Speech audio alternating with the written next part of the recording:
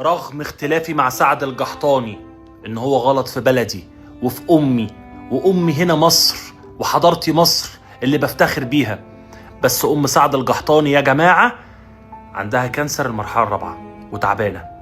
محتاجين بقى اخواتنا المصريين والسعوديين وكل اخواتنا ندعو لوالدته ان هي تقوم بألف سلامه. مهما كان يا جماعه المرض والتعب، مهما كان الاراء اللي بينا والاختلافات اللي ما بينا، المرض ما فيهوش شماته. كلنا ندعي لوالدته ان هي يا رب يا رب يا رب يشفيها ويعفي عنها. قادر يا امين يا سعد، لان والدتك في الاخر وفي الاول هي زي امي لان هي مصريه. فالمصريين بيعملوا باصلهم وبحضارتهم ان هو لو اي حد تعبان بيدعوا له وبيتمنوا له الشفاء، لان الشعب المصري شعب طيب. السلام عليكم.